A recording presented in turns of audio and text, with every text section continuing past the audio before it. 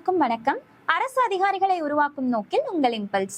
Box content எல்லாமே நம்ம வீடியோவா ப்ரொவைட் பண்ணிட்டு வந்துட்டு இருக்கோம். அந்த வகையில 9th ஸ்டாண்டர்ட் பயாலஜி புக்ல இருக்கக்கூடிய 24th லெசன் சூழ்நிலை அறிவியல் இந்த லெசன் பத்தி நம்ம இன்னைக்கு டிஸ்கஸ் பண்ணலாம்.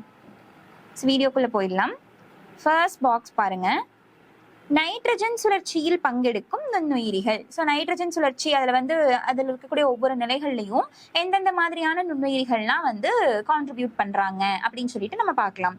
ஃபர்ஸ்ட் பாருங்க, நைட்ரஜன் நிலைநிறுத்துதல். இந்த நைட்ரஜன் நிலைநிறுத்துதல்ல அசிட்டோபாக்டர் அப்படிங்கக்கூடிய மண்ணுல இருக்கக்கூடிய ரைசோபியம் தான் ரொம்ப ஹெல்ப்ஃபுல்லா இருக்குது. அடுத்தது நீல பச்சை பாசி நாஸ்டாக். இந்த ரைசோபியம், அந்த அசிட்டோபாக்டர், நாஸ்டாக் இவங்க எல்லாம் ரொம்ப ஹெல்ப்ஃபுல்லா இருக்காங்க. அடுத்தது பாருங்க, அம்மோனியா வாதல். இந்த அம்மோனியா வாதல் ப்ராசஸ்ல அழுக வைக்கும் பாக்டீரியாக்கள், பூஞ்சைகள் இவங்க எல்லாருமே இந்த அம்மோனியா வாதல் அப்படிங்கிற ப்ராசஸ்க்கு ரொம்ப ஹெல்ப்ஃபுல்லா இருக்கிறாங்க. அடுத்தது நைட்ரேட் ஆதல். நைட்ரேட் ஆதல்ல நைட்ரேட் ஆகக்கூடிய பாக்டீரியா யாருன்னா நைட்ரோசோமோனாஸ், நைட்ரோபாக்டர் இவங்க ரெண்டு பேரு. நைட்ரஜன் வெளியேற்றம், நைட்ரஜனை வெளியேற்றக்கூடிய அந்த ப்ராசஸ்ல ஒர்க் பண்ணக்கூடிய பர்சன் யாருன்னு பாத்தீங்கன்னா நைட்ரஜனை வெளியேற்றக்கூடிய, அதாவது நைட்ரேட்டை வெளியேற்றக்கூடிய ஒரு பாக்டீரியா, அந்த பர்சன் தான் யாருன்னா சூடோமோனாஸ் அப்படின்னு சொல்லிட்டு நம்ம சொல்லுவோம். இந்த இடத்துல இதை நைட்ரஜன் பார்க்கும் பொழுது நம்ம பயாலஜிலையும் இந்த சூழ்நிலை அறிவியல்ல நம்ம பார்க்குறோம். பிளஸ் கெமிஸ்ட்ரியிலுமே நைட்ரஜன் அண்ட் இட்ஸ் காம்பவுண்ட்ஸ் அப்படின்னு சொல்லிட்டு நம்ம ஒரு லெசன் பார்த்துருப்போம் இல்லைங்களா? அதனால இந்த கண்டென்ட் எல்லாம் கொஞ்சம் முக்கியம். அடுத்த பாக்ஸ் பாருங்க, மண்புழுக்கள் உழவனின் நண்பன் என அழைக்கப்படுகின்றன. கரிம பொருட்களை செரிமானம் செய்தபின் இவை நைட்ரஜன் சத்து நிறைந்த புழுவிளக்கிய மண் எனப்படும் கழிவை வெளியேற்றுகின்றன. அதாவது ஃபர்டிலைசர் அப்படிங்கிற ஒரு டாபிக்ல வெர்மி கம்போஸ்ட் அப்படிங்கிற ஒரு ஃபர்டிலைசர், அதாவது ஒரு இயற்கை உரம் மென்யூர் பத்தி நம்ம பார்த்துருந்துருப்போம் இல்லைங்களா? அதுல இந்த மண்புழு ரொம்ப ஹெல்ப்ஃபுல்லா இருக்குது அப்படின்னு சொல்லியிருக்காங்க. அதனாலதான் மண்புழு விவசாயத்துக்கு ரொம்ப உதவி செய்யறதுனால உழவனின் நண்பன் அப்படின்னு நம்ம அவங்கள சொல்றோம். இந்த வெர்மி கம்போஸ்ட் அப்படிங்கிற ப்ரொசீஜர்ல என்ன நடக்கும் அப்படின்னா, இப்போ ஒரு மண் இருக்குன்னு வச்சுக்கோங்களேன், அதுல இந்த தாவரம், பிளான்ட் வேஸ்ட் அல்லது அனிமல் வேஸ்ட் இதெல்லாம் ஃபில் ஆயிருக்கு அப்படின்னா அந்த இடத்துல அதை ஈஸியா மட்குதல் அப்படிங்கிறது உடனே நடக்காது. அது கொஞ்சம் ஸ்லோ ப்ராசஸ் தான், டைம் எடுக்கும் இல்லைங்களா? அந்த டைமை இன்னும் கொஞ்சம் பூஸ்டப் பண்ணி கொடுக்கறதுக்காக, அவ்வளோ டைம் எடுக்காம இன்னும் கொஞ்சம் கம்மியான டைம்லயே முடிச்சு கொடுக்கறதுக்காக தான் இந்த மண்புழு அப்படிங்கிறது அதுக்குள்ள சேர்க்கப்படும்.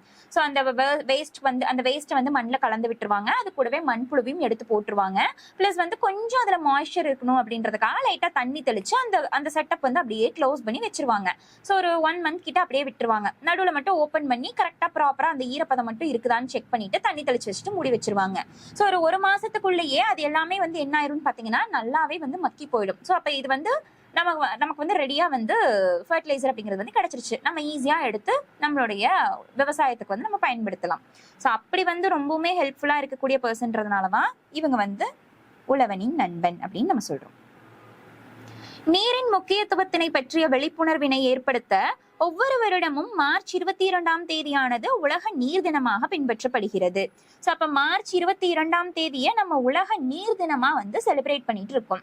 இந்த மார்ச் 22 ரிலேட்டடா நமக்கு கரண்ட் அஃபேர்ஸ்லயும் ஒரு கொஸ்டின் இருக்குது. என்னன்னு பாத்தீங்கன்னா, கிராம சபா இருக்கு இல்லைங்களா? ஃபர்ஸ்ட் ஒரு 4 நாள் தான் நடந்துட்டு இருந்தது. அதுக்கப்புறம் எக்ஸ்ட்ராவா ஒரு 2 நாள் ஆட் பண்ணி இப்ப மொத்தமா 6 நாள் இந்த கிராம சபா அப்படிங்கிறது நடந்துட்டு இருக்குது. ஃபர்ஸ்ட் 4 நாள் என்னென்ன அப்படின்னு சொல்லிட்டு பாத்தீங்கன்னா, Jan 26 குடியரசு தினம், ஆகஸ்ட் 15 சுதந்திர தினம், அதுக்கப்புறமா May 1 உழைப்பாளர்கள் தினம், அக்டோபர் 2 காந்தி ஜெயந்தி. இந்த 4 நாள் தான் ஃபர்ஸ்ட் நடந்துட்டு இருந்தது. அதுக்கப்புறம் 2 நாள் எக்ஸ்ட்ராவா ஆட் பண்ணியிருப்பாங்க. நவம்பர் 1 இது லோக்கல் கவர்னன்ஸ் டே அப்படின்னு சொல்லுவோம், உள்ளாட்சிகள் தினம் அப்படின்னு சொல்லிட்டு. அதுக்கப்புறம் மார்ச் 22 உலக நீர் தினம். இந்த 2 நாள் கடைசியா இப்ப ஆட் பண்ணியிருக்காங்க. அதனால இது நமக்கு தேவை. அடுத்தது பாருங்க, கழிவு நீரை உட்செலுத்தும் பகுதி. நீர் சுழற்சி, நீர் மறுசுழற்சி இருக்குது இல்லைங்களா? அது மொத்தம் 3 ப்ராசஸா 3 ஸ்டெப்ல இந்த ப்ராசஸ் அப்படிங்கிறது நடக்குது. ஃபர்ஸ்ட் ஸ்டெப் பாருங்க, இயற்பியல் முறை. அதாவது ஒரு தண்ணி இருக்குது அப்படின்னா அதை அப்படியே விட்டுருவாங்க. கொஞ்சம் கனமா இருக்கக்கூடிய பொருள்லாம் என்னவாகும், கீழே போயிட்டு செடிமெண்ட் ஆகும். வெயிட்லெஸ்ஸா இருக்கிறவங்க எல்லாம் அப்படியே மேல மிதந்துட்டு இருப்பாங்க. அப்போ நான் அந்த ஒரு பர்டிகுலர் டைமுக்கு அப்புறம் மேல மிதந்துட்டு இருக்கிறவங்களையும் சரி, கீழே செடிமெண்ட் ஆனவங்களையும் சரி நான் ரிமூவ் பண்ணிடலாம். ரிமைனிங் இருக்கக்கூடிய வாட்டர் வாட்டர் அப்படிங்கிறது எனக்கு கிடைச்சிரும் இல்லைங்களா? அதை தான் என்னுடைய ஃபர்ஸ்ட் நிலை சுத்திகரிப்பு அப்படின்னு நான் சொல்லுவேன். அடுத்தது 2ஆம் நிலை சுத்திகரிப்புல உயிரியல் முறை அப்படிங்கிறது வந்து பின்பற்றப்படுது.